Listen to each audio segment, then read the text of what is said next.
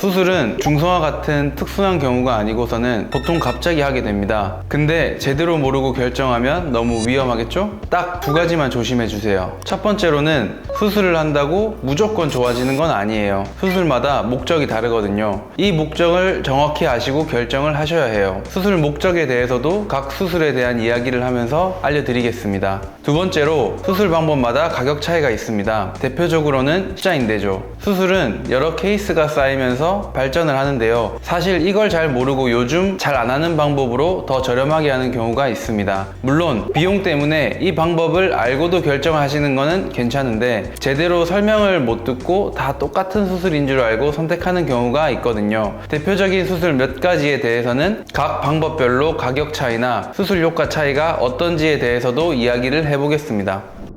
오늘은 외과 수의사로서 좀 슬픈 이야기를 해보려고 해요. 사람도 그렇지만 외과에서는 의사와 환자 사이에 정보 비대칭이 심할 수밖에 없습니다. 내가 아픈데도 내가 정확히 어디가 아픈지, 그래서 어떻게 치료를 해야 한다는 건지, 심지어는 이런 거를 다 모르고 그냥 의사 선생님만 믿습니다. 이런 경우도 있죠. 심지어 이걸 악용하는 분들도 있고요. 이게 외과 수의사도 슬프지만 비슷한 것 같아요. 중성화, 슬개골 탈구, 유선 종양 이런 것처럼 그나마 알려진 수술조차도 수술 방법, 회복 기간, 이 수술이 우리 애기들 이후의 삶에 어떤 영향을 미치는지 이런 거에 대해서는 여전히 정보 비대칭이 심하거든요. 그래서 사실 보호자분 입장에서는 그래서 얼마냐, 친절하냐, 규모가 크냐 뭐 이런 것들로 결정하게 되는 경우도 있습니다. 이게 어쩔 수 없는 게 외과 수술은 수의사들 사이에서도 정보 비대칭이 심합니다. 수의사는 의사처럼 전문 분야가 있는 것은 아니지만 외과 수술은 아이들마다 케이스가 너무 다르다 보니 그 케이스를 계속 공부하고 실제로 해보지 않으면 자신 있기가 어렵습니다. 자신감을 떠나서 아예 할 수가 없어요. 근데 차마 보호자에게 자신이 없다, 이런 장비가 없다 이렇게는 말하기 어려우니까 내가 할 수 있는 것 안에서 말하는 경우도 있습니다. 이걸 보호자 입장에서 구분하려면 수술별로 어떤 방법이 있는지, 수술 목적, 회복 기간 이런 거를 아시면 좋아서 오늘은 우리 애기들이 자주 하는 수술을 기준으로 힘들어하는 순위를 정해보도록 하겠습니다. 보호자라면 한 번쯤 알고 계시면 혹시나 우리 애기들이 아플 때 바로 대처하실 수 있을 거예요.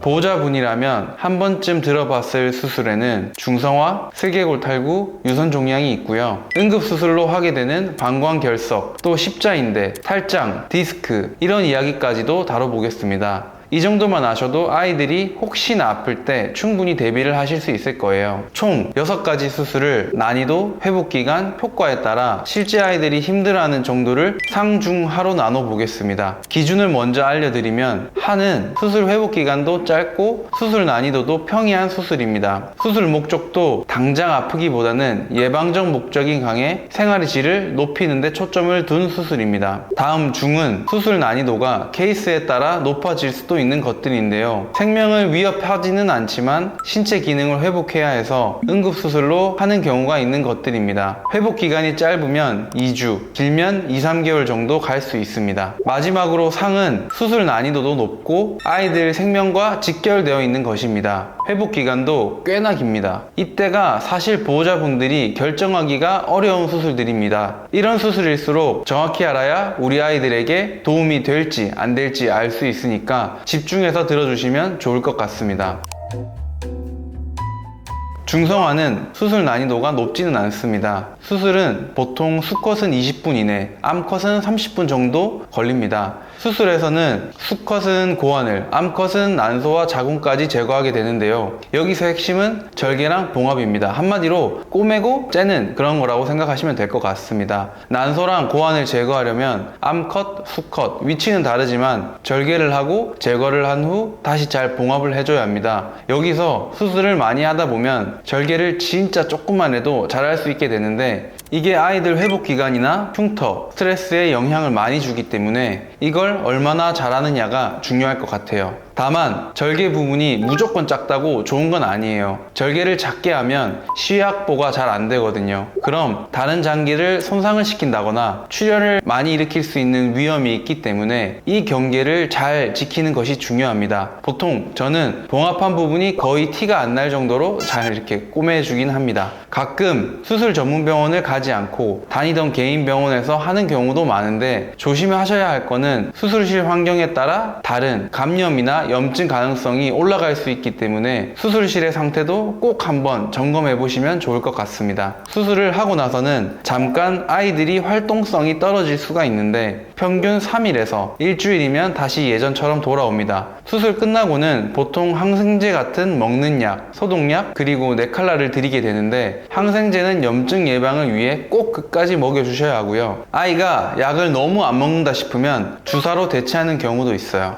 입원을 시키는 경우도 있지만 저는 웬만하면 집에서 회복하는 것을 추천드립니다. 집이 훨씬 편해요. 단, 네칼라는 꼭 해주셔야 됩니다. 아이가 수술 부분을 핥거나 긁으면 상처가 터질 수 있기 때문에 네칼라가 너무 불편해 보이시면 암컷 같은 경우는 환견복이라고 해서 옷처럼 입히는 방식도 있습니다. 수컷은 못해요. 그리고 중성화 수술 후에 갑자기 성격이 달라졌다고 느끼시는 분들도 계십니다. 예를 들면 입질이 심해졌다거나 난폭해졌다거나 하는데요. 대부분은 통증 때문에 그런 경우가 많고, 진통주사나 무통주사로 금방 좋아지는 경우가 많습니다. 오늘은 일단 간단히 여기까지 하고 앞으로 수술 하나하나는 다 별도 영상에서 다루도록 하겠습니다. 두 번째로 방광결석입니다. 보통 말티즈나 요크셔, 시추, 닥스훈트 같은 아이들이 많이 생깁니다. 방광결석에 걸리면 아이들이 갑자기 소변을 잘 못 보거나 반대로 너무 자주 보거나 피가 섞여 나오는 경우가 있습니다. 이건 방광 안에 돌이 생긴 겁니다. 이 돌이 소변을 보는 걸 방해해서 아기들이 힘들어하는 거죠. 물론 진짜 돌은 아니고 노폐물이 뭉쳐서 딱딱해진 거라고 이해하시면 편하실 것 같습니다. 방광결석이 있다고 무조건 수술을 하는 것은 아니에요. 결석이 아주 작아서 자연스럽게 오줌을 싸면서 빠져나갈 수 있으면 수술을 하지 않고 지켜보기도 하고, 결석이 사료나 식이 조절로 녹을 수 있다면 가능성이 높지는 않지만 수술보다 약물 처치로 일단 지켜보는 경우도 있습니다. 하지만 여기서 응급한 경우가 생기는데 아예 소변기를 이 돌이 막아버리는 경우입니다. 요도막힘이라고 하는데 심하면 배가 부풀어 오르기도 합니다. 그러면 바로 응급하게 수술을 해서 결석을 꺼내야 됩니다. 결석은 수술 난이도가 높은 건 아니지만 결석 개수가 많아지거나 결석 크기가 커지게 된다면 수술 시간도 길어지고 더 복잡해집니다. 게다가 빨리 꺼내지 않으면 방광이나 신장에 무리가 가기 때문에 가능한 빨리 수술하려고 합니다. 사람도 그렇지만 우리 애기들은 말을 하지 못하니까 소변, 대변 보는 게 사실상 이 아이의 건강에 대해 알 수 있는 신호 같은 겁니다. 그래서 패드 갈 때 소변색이나 양을 꼭 한 번씩 체크해 주시면 좋을 것 같습니다. 세 번째로는 탈장이에요. 탈장은 말 그대로 장기나 조직이 있어야 할 자리에서 밀려 나오게 되면서 피부 밖으로 볼록하게 튀어나오는 것입니다. 이게 왜 생기냐면 그거를 잡아주는 근육이 약해지거나 찢어지면서 틈이 생기는 거거든요. 그 사이로 지방이나 장기가 빠져나오는 겁니다. 사람은 일자로 서 있기 때문에 복압이 위에서 아래로 분산되지만 강아지는 네 발로 걷잖아요. 그래서 복부에 약한 부분이 있으면 바로 탈장이 눈에 보이기 쉬운 형태로 생기기가 쉽습니다. 탈장이 자주 생기는 부위는 배꼽, 사타구니, 항문 옆, 그리고 내부 장기 쪽인데요. 단순히 혹처럼 보이기도 하지만 심하면 소변이나 대변을 못 보게 되는 응급 상황도 생길 수 있어요. 특히 항문 옆 탈장은 대변을 아예 못 보기도 하고, 횡격막 탈장은 장기가 폐 쪽으로 들어가면서 호흡곤란까지 올 수도 있게 됩니다. 가끔 이 탈장이 손으로 누르면 쏙 들어간다고 생각해서 괜찮아졌네? 하실 수도 있지만 그게 아니고 그 틈을 제대로 막아줘야 장기를 보호할 수 있습니다. 그래서 탈장 수술은 튀어나와 있는 게 안 보인다고 수술이 잘 된 건 아니고요. 무너진 근육 구조를 어떻게 복원할지가 정말 중요합니다. 아니면 재발합니다. 단순 봉합이 아니면 수술 난이도가 높기 때문에 이걸 진짜 해본 사람이 아니고서는 쉽지 않기 때문에 보통 원장님들이 저한테 많이 의뢰해 주십니다. 그럼 다음으로 난이도 중을 다뤄보겠습니다.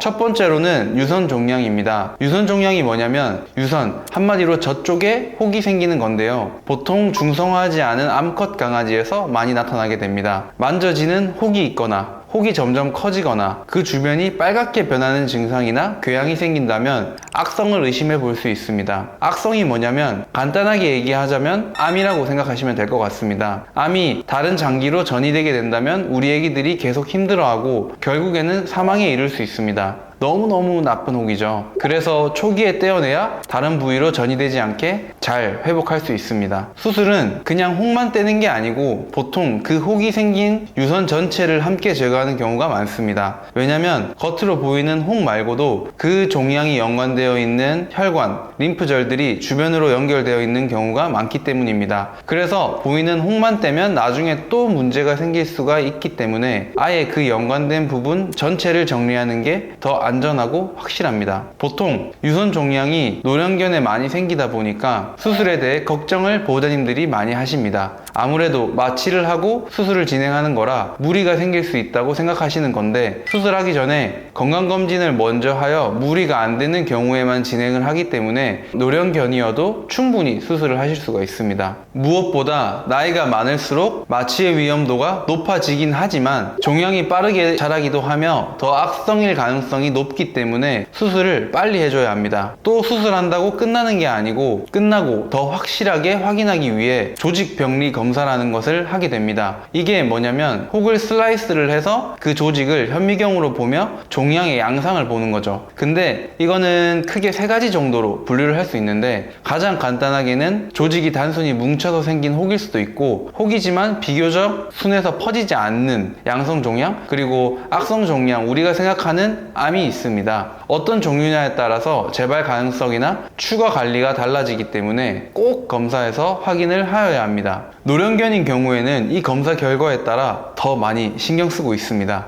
회복 기간은 아이에 따라 다르지만 보통은 일주일 정도 안정적으로 관리해 주시면 되고, 실밥은 10일에서 14일 정도에 제거하게 됩니다. 아이가 상처 부분을 핥지 않도록 네칼라나 환자복을 꼭 착용해 주셔야 합니다. 두 번째로는 슬개골 탈구입니다. 아마 한 번쯤은 이 단어는 많이 들어보셨을 거예요. 이거는 소형견들이 많이 하는 수술인데요. 무릎뼈가 제자리에 있어야 하는데 여러 가지 원인으로 탈구가 되는 겁니다. 아이들이 갑자기 뒷다리를 들고 걷는다거나 앉아 있다가 일어설 때 다리를 절뚝인다거나 깽깽이 발로 다닌다거나 하면 의심해 볼 수 있어요. 슬개골 탈구는 보통 1단계부터 4단계까지 나누는데요. 1단계는 무릎뼈가 살짝 빠졌다가 자연스럽게 다시 들어가는 정도, 2단계는 뼈가 빠졌다가 아이가 움직이거나 손으로 만졌을 때 다시 들어가는 정도, 3단계는 거의 항상 빠져 있고 손으로 넣어야만 들어가는 정도, 4단계는 완전히 빠져 있어 손으로도 잘 안 들어가는 상태를 얘기합니다. 보통 2단계 이상부터는 수술을 하라고 합니다. 왜냐면 일단 이 시점부터 아이가 불편함을 느끼기 시작하고요. 반복적으로 빠지다 보면 관절이 더 약해지고 연골도 닳기 때문입니다. 그렇게 되면 나중에 더 큰 관절 문제로 이어질 수 있어서 초기에 수술로 교정해주는 게 아이 입장에서도 훨씬 좋습니다. 저도 2단계부터는 증상이 보이면 수술을 하자고 말씀드리고 있어요.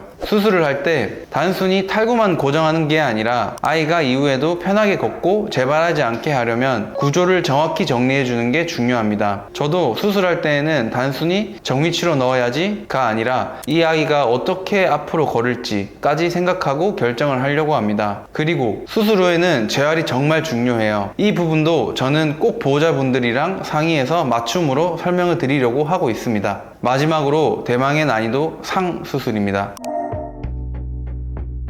십자인대 파열이죠. 이것도 무릎 질환 중 하나인데 슬개골 탈구랑은 다르게 무릎을 앞뒤로 잡아주는 십자인대가 끊어지는 문제입니다. 중형견이나 대형견에서 많이 생기지만 요즘은 소형견에서도 꽤 자주 나타나는 것 같습니다. 보호자분들이 처음 알아차리는 증상은 보통 아이가 갑자기 뒷다리를 절뚝이거나 들고 걷는 거예요. 처음에는 조금 불편해 보이지만 시간이 지나면 무릎이 점점 붓고 통증이 심해지면서 다리를 거의 못 쓰는 애들도 있습니다. 십자인대 수술은 TPLO, ECR 같은 방법들이 있는데요. 쉽게 생각하면 TPLO는 뼈를 잘라 각도 자체를 맞춘다. ECR은 실을 걸어서 무릎을 고정시킨다 라고 생각하시면 될 것 같습니다. 십자인대 수술 방법에 따라 가격 차이가 있습니다. 요즘은 TPLO처럼 고난이도긴 하더라도 예후가 좋고 안전한 수술을 많이 하게 되는데요. 이 방법은 장비도 편리하고 난이도가 있는 편입니다. 그리고 무엇보다도 비용이 비싸다 보니 상대적으로 쉽고 저렴한 ECR로 수술을 하는 병원도 있어요. 이게 보호자분들이 각각의 수술 방법의 차이나 이런 걸 알고 선택하신 거라면 괜찮긴 한데, 잘 모르고 가격적인 부분만 생각하고 선택하는 경우에는 좀 그렇긴 하거든요. 비용적으로 보면 보시면 TPLO랑 ECR이 한 100만원 정도 차이가 나는 것 같습니다. 비용이 왜 이렇게 차이 나냐면 TPLO가 더 난이도도 있고 애초에 장비도 다릅니다. 장비만 말씀드리면 거의 외제차 한 대 값 정도라고 말씀드릴 수 있어요. 예후에 대해서도 아예 논문으로 많이 검증이 되어 있는데요. 보시면 이건 TPLO랑 ECR 수술을 정상 다리와 비교한 논문입니다. 확실히 TPLO 수술을 받은 아이들이 시간이 갈수록 다리 사용 정도가 월등히 좋아져 정상 다리와 유사한 수준으로 회복되는 것이 눈에 보입니다. ECR은 초반에는 괜찮아 보이지만 같은 시기에서 정상 다리에 비해 확실히 좀 떨어지긴 하죠. 물론 소형견 중에서는 ECR도 괜찮은 편이긴 합니다. 실을 걸어도 체중이 가볍다는 것 때문에 부담이 적다는 원리인데요. 실제로 지금도 많은 소형병원에서 그렇게 실시하기도 하고 있고 저도 옛날에는 그렇게 생각하고 많이 했었습니다. 근데 소형견이라고 해도 간혹 실만 걸고 났을 때 불편해하는 경우가 좀 있더라고요. 반면에 TPLO는 수술만 잘 되면 그냥 거의 무조건 좋아진다고 생각하시면 될 것 같습니다. 효과가 확실하죠. 그리고 요즘은 소형견용 플레이트도 잘 나와서 소형견이라고 TPLO를 못한다는 것은 이제 옛날 얘기입니다. 그런데도 소형견은 실 걸어도 돼요 라고 하는 건 제 생각에서는 그냥 수술이 부담스러워서 그런 게 아닐까요? 물론 보호자분이 비용이나 회복기간 등을 고려해서 실을 거는 수술을 선택하는 거는 괜찮아요. 근데 같은 수술이 아닌데 같은 것처럼 설명을 듣고 결정하는 것이라면 이거는 안 된다는 것을 말씀드리고 싶습니다. 처음에도 말씀을 드렸지만 사실 수술을 해야겠다는 결정이 보통 갑작스럽게 해야 하고 또 응급한 상황에서 이루어지는 경우가 많거든요. 그러면 막상 해당 수술에 대해서 잘 알아보지도 못하고 그냥 하자고 하니까 결정하게 되는 경우가 많습니다. 그래서 혹시나 급하실 때 이 영상 하나로 정리하셨으면 좋겠어서 굳이 수술을 아이들이 힘든 난이도별로 나눠서 말씀드려 봤습니다. 오늘 내용을 참고하셔서 우리 애기들이 혹시나 위급할 때 꼭 제대로 된 수술을 받으셨으면 좋겠고요. 또 한 가지 주의할 점을 말씀을 드리자면 보호자분들도 정말 우리 애가 수술을 해야 할까 고민을 하시는 것처럼 그 전에 수의사인 저도 아이 상태를 보고 수술을 하는 게 좋을까 하는 판단을 많이 고민해서 하게 됩니다. 이때는 저 스스로도 진짜 이 아이들을 도와줄 수 있는지 보는 거예요. 이때 그냥 감으로 하는 게 아니고요. 건강검진 내역도 보고 실제 제가 했던 사례도 보고 그리고 다른 논문이나 케이스도 찾아봅니다. 한마디로 아기를 위해서 근거를 찾아본다고 생각하시면 될 것 같습니다. 그리고 보호자분께 했으면 좋겠다, 꼭은 안 했으면 좋겠다 하는 의견을 말씀을 드리는데요. 솔직히 여기서 좀 조심스럽긴 합니다. 아무래도 제 의견에 따라 또 제가 말하는 뉘앙스에 따라 보호자님들의 결정이 달라지거든요. 개인적으로는 여기서 괜히 잘못된 판단을 유도하고 싶지는 않습니다. 수술이라는 게 아이에게도 부담이지만 저도 매일 하면서도 항상 부담을 갖고 해야 한다고 생각을 하는 사람이기 때문이에요.